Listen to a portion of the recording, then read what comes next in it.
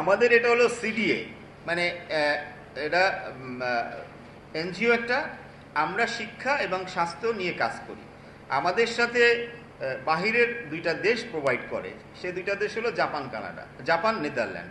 Japan হলো স্বাস্থ্যের উপরে আমাদের সাথে আছে, আর নেদারল্যান্ড হলো শিক্ষার উপরে। এখন আমরা এই যে শিক্ষা স্বাস্থ্যের উপরে যে আমরা কাজ করি, সেই কাজ করতে গিয়ে আমাদের স্বাস্থ্যেরই একটা অংশ যে আমরা একটা বাসাবোতে আমরা লাইফ কেয়ার ডায়াগনস্টিক করি। সেখানে আমরা কি করি, যখন আমরা এরকম একটা প্রজেক্ট ওপেন করতে চাই, তখন যে এনজিওগুলো আছে তাদের মধ্য থেকে আমরা অফার করে থাকি যে কে যুক্ত হতে চায়। এরকমই একজন এনজিও ব্যক্তিত্ব ইসহাক আলী মনি সাহেব আসছে যে আমি লাইফ কেয়ার ডায়াগনস্টিক এটা আমি দায়িত্বে আমি করতে চাচ্ছি। তখন তার সাথে একটা কন্ডিশনের ভিত্তিতে আমরা তাকে দেই। উনি এই কাজটা করছেন। করতে গিয়ে এখন ডায়াগনস্টিক করতে গেলে সেখানে আমাদের যে ইকুইপমেন্টগুলো আছে, যেগুলো এগুলো আমরা মানে ওয়ার্ক অর্ডারের মাধ্যমে আমরা কি করেছি, আমরা বিভিন্ন প্রতিষ্ঠান থেকে নিয়েছি, কয়েকটি প্রতিষ্ঠান থেকে। সেই প্রতিষ্ঠানগুলো থেকে নিয়েছি, তাদের সাথে আমাদের কন্ডিশন ছিল এই টাইমের মধ্যে তারা এটা করে দিবে, আমরা এটা ওপেন করব। তারা কি করলো, তারা ওপেন করতে ওই টাইমের মধ্যে তারা এই কাজটা করে দেয়নি, না করে দেয়। এবং আরও যেটা করলো, যখন এটা যেহেতু হাসপাতাল, আমাদেরকে এই রিকোয়ারমেন্টগুলো আমাদেরকে বাহিরে পাঠাতে হবে, দেখাতে হবে। এখন আমরা তাদের কাছে বলেছি যে আপনাদের এই কাগজপত্রগুলো, যে আপনি যে আমাকে একটা এক্সট্রা মেশিন দিলেন বা আপনি যে আমাকে একটা এসি দিলেন, আমাদের এই প্রপার কাগজপত্রগুলো আমাদেরকে সাবমিট করেন। তারা এই এনবিআরের বা মূসক শুল্ক যেটা, তারপরে বিএসটিআর অনুমোদনটা, মানে এগুলো আমরা বৈধ কাগজপত্রগুলো তাদের কাছে যখন চাই, তারা এটা দিতে ব্যর্থ হয়। এই ব্যর্থতা হয় তখনই তাদের সাথে আমাদের একটা দূরত্ব বা তারা দূরত্ব করে। এই দূরত্ব করা থেকে মানে তারা আমাদেরকে টাইমলি এটা করে দিচ্ছে না, দিচ্ছি এভাবে ঘুরাচ্ছে, আর আমরাও পিছনে পড়ে যাচ্ছি।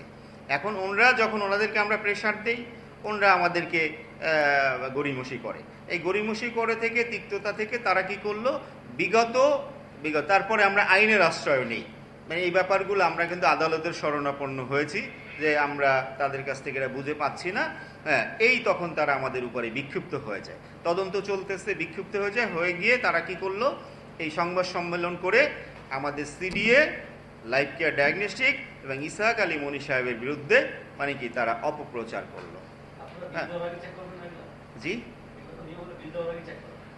না বিল তো আমরা তো এটা হলো কন্ডিশনটা হলো আপনার এগ্রিমেন্টে অ্যাকাউন্ট পেজ দেই, মানে যখন আমাদের লেখা আছে এখানে যে তারা যখন বুঝাই দিবে পুরোপুরি, তখন এই কাগজগুলো দিবে। এখানে একটা পয়েন্ট আছে আমাদের, মানে আপনি ধরেন এসি লাগাতে আসছেন, আপনার সাথে আমাদের এই কয়টা এসি দিবেন, আপনি এই কন্ডিশনগুলো এই কোয়ালিটি এই মডেলের দিবেন।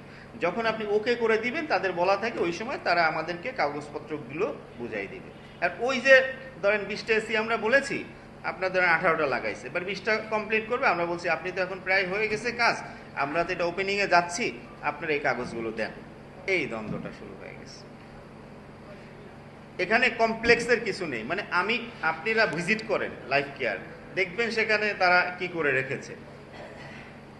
তখন তারা গত 1 তারিখে তারা আমাদের সিডিএ, লাইফ কেয়ার এবং ইসহাক আলী মনি সাহেবের বিরুদ্ধে তারা অভিযোগ তোলেন যে আমরা প্রতারণা করেছি, এই করেছি, সেই করেছি। আমি এটা তীব্র নিন্দা জানাচ্ছি। এই কারণে আপনাদের শরণাপন্ন। আপনারা তদন্ত করেন, রিপোর্ট করেন, এবং এই যে যারা কথিত এখানে যাদের নাম দেওয়া আছে, আমাদেরকে তারা ম্যাটেরিয়ালসগুলো দিয়েছে, তাদের প্রতিষ্ঠানগুলো আপনারা চেক করেন। আসলে আমরা যদি অন্যায় করে থাকি এটা তুলে ধরেন, তারা যদি অনিয়ম করে থাকে এটাও তুলে ধরেন। আমি হয়তো গুছাই বলতে পারি নাই, আপনারা একটু পড়ে একটু আমাদের কাছে পেপারস যেটা দরকার হয় আমরা আপনাদেরকে প্রোভাইড করব।